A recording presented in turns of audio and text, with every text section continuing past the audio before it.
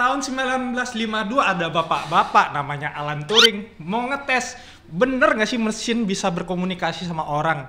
Nah, kemudian pelan-pelan mesin lama-lama bahkan bisa ditanya-tanya, ada speaker yang bisa diajakin curhat, bahkan ada kulkas rese yang bisa ngabarin, mas isinya udah kosong nih. Nah, artificial intelligence atau kecerdasan buatan makin lama makin banyak dipakai di mana-mana. Nah, pertanyaannya, semuanya harus serba AI atau enggak sih? Nah, Sobat Medcom ketemu lagi di Tech Talk, obrolan asik soal teknologi. Nah, hari ini kita udah kedatangan tamu yang sangat luar biasa.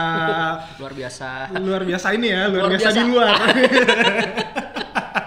Ada Mas Rian Danu Madi Utomo, Technical PR Asus Indonesia. Kita bakal ngobrolin harus banget nggak sih sebenarnya laptop dan jet itu serba ya. Iya. Thank you Mas Danu sudah datang. Sama-sama. Asik ini. Kita ngobrol-ngobrol asik aja nih Mas. Jadi yang nggak usah berat-berat gitu. Gampang. Nah, ini yang pertama kita pengen tanya, ini sebenarnya ini kan rame teknologi AI. Nggak berat nih ya? Nggak. Nih. Sekarang muncul istilah baru namanya TOPS, TOPS. Tops. Nah, ini sebenarnya TOPS ini bisa dijelasin sebenarnya apa sih? Nah, banyak yang belum tahu nih.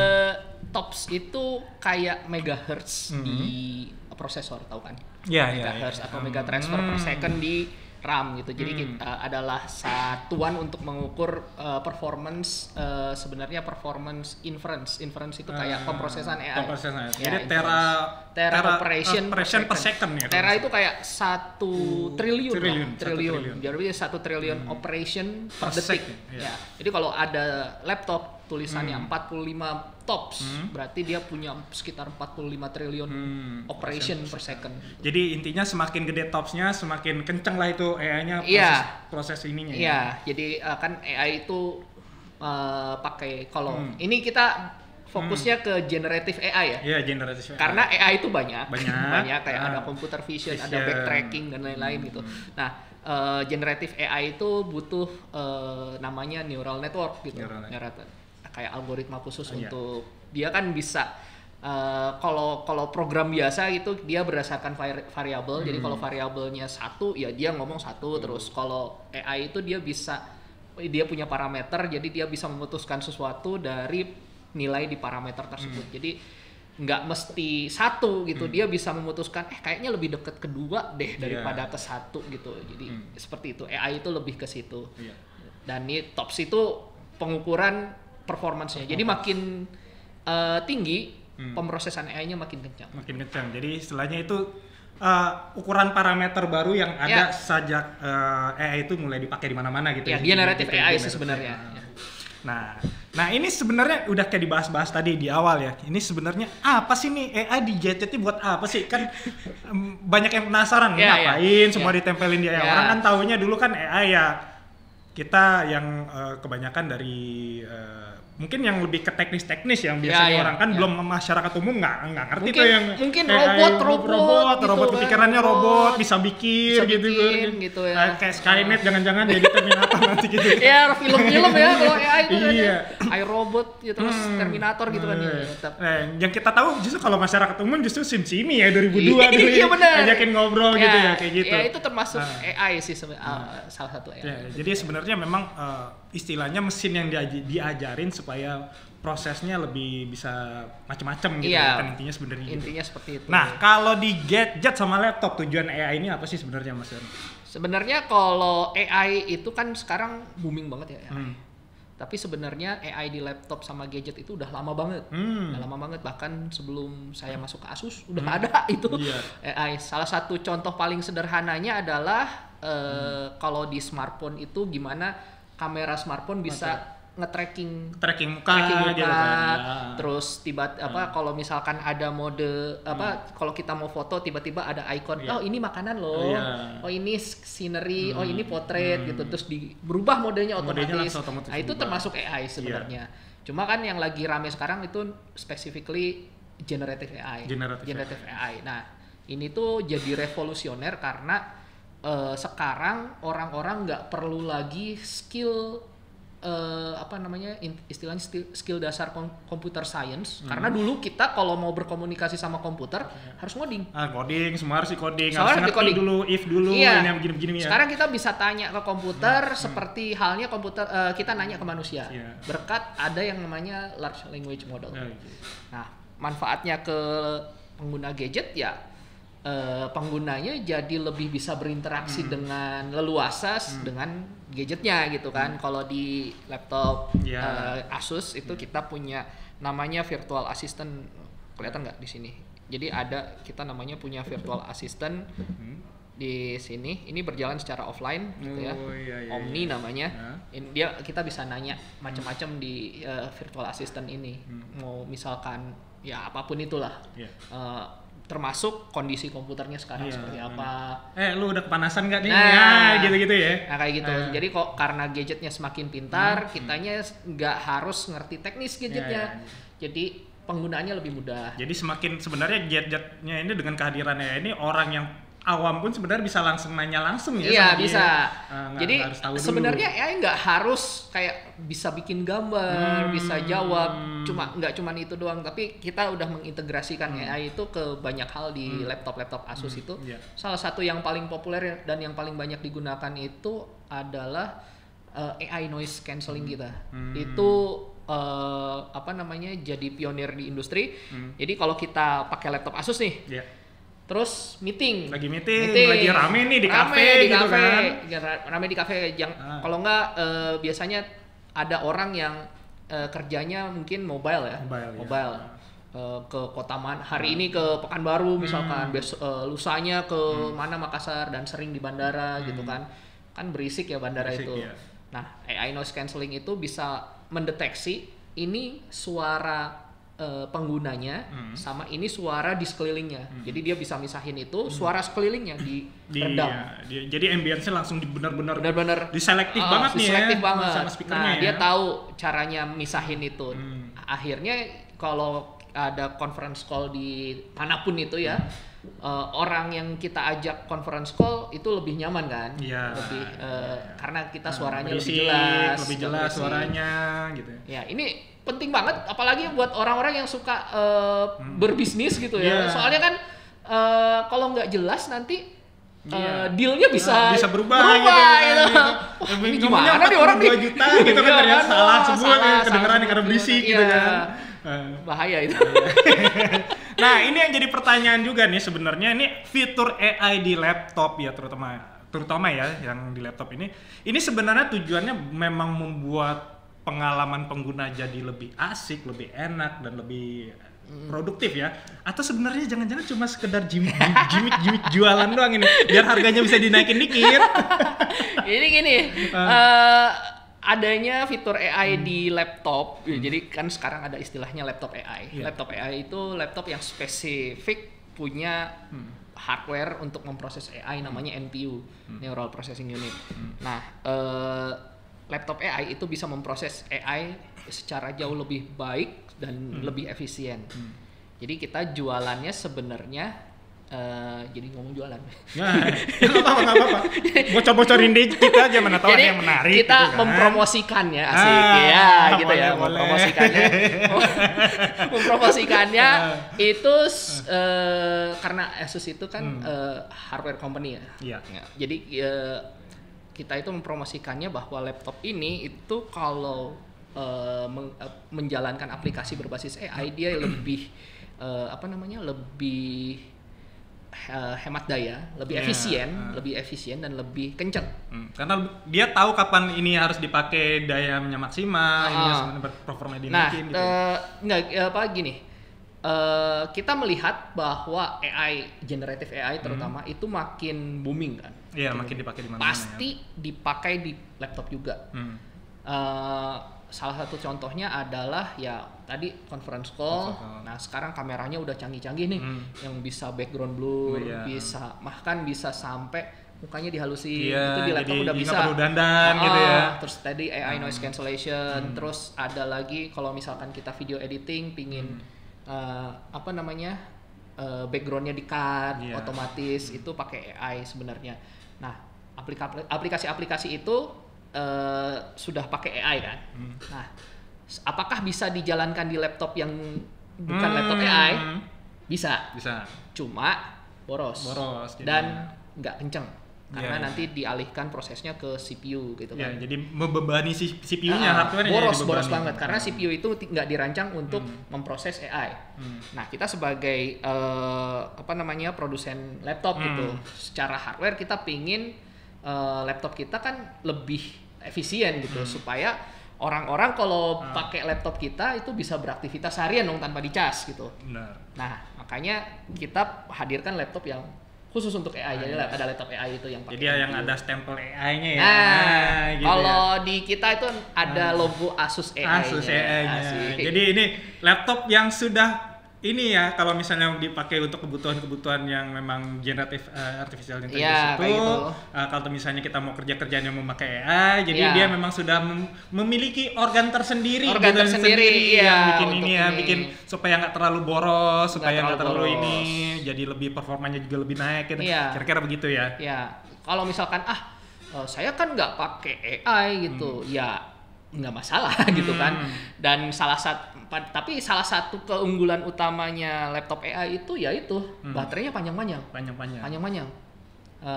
Bisa dilihat dari jajaran laptop kita yang rilis pertengahan tahun lalu sampai sekarang itu laptop AI semua itu nggak ada yang daya tahan baterainya di bawah 10 jam. Semuanya di atas 10 jam, bahkan laptop gaming. Yang kita dulu tahu laptop gaming itu yang kalau nggak dicolok nggak bakalan bisa maksimal. Ini laptop game. Kalau bisa pakai baterainya juga cuma paling 3 jam gitu kan kira-kira. Ini ROG Flow Z13 yang paling baru. Ini tablet gaming dan dia bisa main game. Bisa tentu saja bisa main game gitu ya. Namanya juga rata kanan gitu. Dan daya tahan baterainya bisa sampai 14 jam. 14 jam sekali cas ya, dari posisi 0 ke ini ya. Jadi 100 ke 0 itu sekitar 14 jam. Nah, ini yang jadi pertanyaan, ini kan kalau misalnya ada 2 laptop nih sama-sama canggih, speknya jauh beda. Tapi ketika yang satu udah berteknologi AI, yang satu belum, itu bakalan pengalaman usernya bakalan jauh beda banget atau enggak sih? Akan sangat beda ketika menjalankan aplikasi berbasis AI. Nah, di mana ya kayak tadi yang saya bilang, kalau misalkan dia conference call pakai background blur kayak gitu, terus AI noise cancellation nyala, yang non AI baterainya pasti lebih boros, pasti itu, pasti lebih boros dan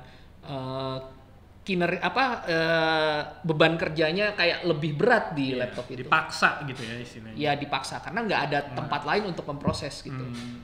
Seperti itu. Jadi resource-nya justru kemakan karena dia sebenarnya bukan di setting, itu bukan dibikin, bukan buat untuk yang itu ya, yang untuk memproses AI-nya itu. Iya. Dan kalau ada orang bilang kan sekarang belum banyak aplikasi berbasis AI yang bisa memanfaatkan AI dengan sebegitu optimalnya. Ya emang, tapi kedepannya kita nggak tahu kan. Kita nggak tahu. Dan sekarang makin banyak gitu aplikasi-aplikasi kreatif terutama yang banyak mengadopsi fitur-fitur AI. Saya kan juga hobi fotografi nih. Photoshop kan. Photoshop, editnya jadi lebih gampang. Ada yang namanya kayak super resolution gitu. Jadi di upscale terus tapi nggak pecah. Gitu. Kayak gitu. Atau noise reduction kayak gitu. Itu bisa lebih kenceng di laptop ya. Kalau teman-teman yang edit video yang sekarang kerjanya harus 4 jam motong-motong, kalau podcast pakai misalnya yang Premiere baru udah enak gitu kan, langsung potong-potong, siapa yang ngomong nggak berani kelihatan gitu. Editor senyum-senyum.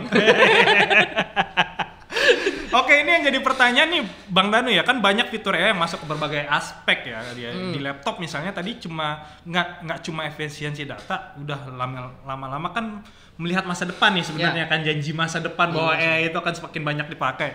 Ini menambah kompleks nggak sih? Makin kompleks nggak sih sebenarnya pemakaian laptop dengan AI ini? Pemakaiannya sih justru lebih simpel, komponennya lebih kompleks. Nah, komponennya lebih kompleks. Jadi komponen laptop sekarang itu dulu kalau kita cuma ada CPU, GPU, RAM gitu yang komponen utamanya. Sekarang ada nambah satu NPU gitu kan. Jadi lebih banyak komponen yang ditanam di sini. Tapi itu membuat penggunaan kita lebih ya, lebih simpel dan lebih nyaman sih sebenarnya. Ya. Nah, jadi pertanyaannya jadi berarti makin lebih mahal dong kalau kayak gitu. Iya, karena kalau dibilang lebih mahal, harga chip makin kesini juga makin mahal, jadi ya naik karena nambah komponen. Karena memang. Nah, kalau rusak makin susah dong benerin kalau gitu. Kalau rusak tergantung ya. Kalau misalkan di Asus itu kita punya laptop yang memang didesain untuk untuk berbagai kebutuhan itu. Kalau kayak laptop line up bisnis kita Expertbook itu banyak lebih banyak didesain secara modular karena itu memang untuk bisnis. Jadi beberapa komponen lebih gampang untuk diganti. Tapi kalau laptop yang yang seperti ini yang ringkas, powerful, terus gimana caranya kan ini tuh kayak istilahnya engineering marvel gitu. Bisa main game di sebuah tablet yang ukurannya 13 inci, motherboardnya itu cuma sekitar 41% dari body ini gitu. Itu kan pasti komponennya sangat kompleks gitu ya. Ya untuk servisnya harus ke service center yang punya fasilitas khusus, nggak bisa sendiri. Nggak bisa sendiri. Emang nggak bisa bongkar pasang sendiri lah ya. Ya, meskipun ada laptop gaming kita yang bisa bongkar pasang sendiri, ada. Tapi ya nggak seperti ini bentuknya. Gitu. Nah, ini kita nih agak pertanyaan yang agak filosofis ini, Bang Danu nih. Katanya nggak berat, Nggak berat, kok bener nggak berat. Jadi gini nih, kan makin lama dia AI di gadget dan laptop ya terutama itu kan mengoptimalisasi semakin semua aspek bahkan mulai disentuh sama AI ini, dari pekerjaan, kreativitas, interaksi sosial, bahkan kita udah bisa berinteraksi dengan laptop kita kan seperti itu. Nah, ini berarti kita makin maju justru kehilangan esensi sebagai manusia dong pelan-pelan. Apakah nanti campur tangan kita makin berkurang nanti? Gimana ya? Saya bukan ahli filosofi sih, cuma kalau saya kan orang yang tipenya embrace the technology, embrace the technology gitu. Ya. Saya nganggapnya teknologi itu sebagai tools aja gitu. Jadi yang membuat kita lebih produktif, malah lebih bisa terkoneksi dengan orang-orang lain gitu. Apakah nanti bakal ada seseorang yang menggunakan AI untuk menghilangkan rasa kesepian misalnya. Jadi curhat. Aku sepi nih. Kasih cimi dulu dong. Mungkin ada gitu kan. Karena kita sekarang juga tahu bahwa banyak aplikasi-aplikasi chatbot kayak gitu kan. Cuma ya tergantung yang menggunakannya sih. Kalau gimana ya? Esensi manusia hilang enggak juga karena AI sendiri itu dibuat oleh manusia, di training dan diawasi oleh manusia gitu. Kayak kita sebenarnya yang kita hadapi itu bukan sebuah intelligence yang seperti manusia, cuma kumpulan knowledge aja, yang mereka bisa belajar sendiri kan sebenarnya. Iya, mereka bisa belajar dari informasi. Tapi belum bisa menghadirkan ide sendiri gitu maksudnya. Jadi ide original itu mereka belum bisa. Pasti ada reference gitu. Jadi ya gitu, AI itu manusia tuh masih di atas AI. Masih di atas. Jadi sebenarnya jangan takut ya, anggap saja AI ini sebagai tool, sebagai alat. Kita sebagai manusia tetap justru kalau nggak pakai AI dan nggak belajar AI sekarang bisa jadi ketinggalan. Karena banyak leader-leader teknologi, industri teknologi yang bilang katanya belajar AI sekarang kalau nggak nanti tergantikan oleh manusia yang jago AI. Jadi simpelnya gini deh, ketika kita ngelamar kerja, ngelamar ke Medcom misalnya. Mau jadi wartawan, aku mau jadi wartawan Medcom gitu kan. Ya, kan naruh CV dong. Nah, CV-nya kalau lihat lamarannya dulu lah, lihat lamarannya dulu. Wartawan, reporter tekno misalkan. Job desk-nya ini yang dibutuhkan ini gitu kan. Nah, ada dua kandidat misal, satu kandidat yang nggak menggunakan AI, satu yang bisa menggunakan AI. Dan dua-duanya mungkin yang kita bilang yang kandidat yang nggak bisa yang nggak menggunakan AI ini justru lebih jago misalkan, lebih jago dalam hal skill gitu. Tapi ketika dia menjabarkan skill dia di CV, karena dia nggak menggunakan AI, dia kalah sama orang yang menggunakan AI, karena AI itu bisa diajak kayak gini. Misalkan ke ChatGPT ya. ChatGPT, saya pingin ngelamar ke Medcom nih sebagai reporter. Syaratnya ini. Skill yang saya gunakan ini. Sebaiknya CV saya seperti apa ya? Dia bisa ini. Oh, nanti di di awal harus jelasin gini. Nah, habis gitu kita bikin CV-nya, habis itu lempar lagi. Kayak gini, apakah berapa tingkat saya bakal ikut wawancara ya, gitu kan? Dia bisa kalkulasi. Bisa kalkulasi dari informasi yang dari informasi bahwa Medcom itu seperti apa, terus requirement-nya seperti apa, itu bisa dikalkulasi. CV kamu kayaknya kurang bagus di hal ini deh, kayak coba ganti ke kata-katanya ke ini gitu. Nah, bandingin sama orang yang beneran mungkin lebih jago skillnya tapi nggak bisa mendeskripsikan skillnya dengan baik. Nah, HRD lihatnya masih bandingin yang itu ya. Oh, yang ini kayaknya lebih bagus nih gitu kan. Jadi sebenarnya AI itu masa depan yang bakal kita lewati sebenarnya. Jangan anggap AI sebagai pengganti kita, tapi sebagai asisten pribadi kita aja. Ya, jadi kayak tempat cari saran lah gitu kan. Kan kita nggak ahli dalam semua hal. Kayak saya kan technical PR, nggak ahli dalam misalkan ya tadi bikin CV gitu kan, kayak gimana nih bikin CV yang baik dan benar, apalagi kalau misalkan mau ngelamar ke luar negeri nih gitu kan. Iya, kadang-kadang masanya juga belepotan gitu kan. Nah, itu bisa bantu gitu, bisa bantu. Jadi memang kesimpulannya benar-benar ya keberadaan AI di laptop itu menjadi sebuah keharusan. Ya, kalau untuk sekarang ya makin kesini makin menjadi sebuah keharusan, dan Asus sendiri makin banyak nanti laptopnya itu menjadi laptop AI. Nah, yang memang memiliki ini ya, memang sudah siap untuk performanya untuk memproses AI-nya itu. Dan by the way di Indonesia kita market share untuk laptop Copilot Plus kita paling gede sekitar 85%. Sombong ya. Tapi memang duluan. Oke, berarti memang kalau di gadget dan laptop terutama memang keberadaan AI itu makin lama memang makin penting banget karena memang perkembangan dunia pun raksasa teknologi memang sudah arahnya pada kesana. Iya, pada kesana semua. Saya kan dulu kuliah IT ya. Dulu kan diajarin programming gitu. Diajarin programming itu ya harus ngerti kan, ngerti bahasanya. Gitu. Dulu manual banget gitu. Sekarang itu kita bisa minta AI untuk membuatkan program itu bisa sebenarnya. Jadi kayak tolong dong bikinin program ini, nanti keluar skripnya. Skripnya copy paste itu saya pingin customize kayak gini, nanti bisa. Jadi kayak kita idenya aja gitu. Kan banyak nih orang yang punya ide tapi nggak punya ilmu untuk eksekusi. Dengan AI itu bisa orang itu makin bisa menciptakan ide-ide gilanya gitu lah, istilahnya seperti itu. Seru. Emang kalau ngomongin AI makin lama makin mantep aja, makin keren, tapi arahnya bakal bagaimana kita ikutin aja, asal jangan jawabannya 42 nanti.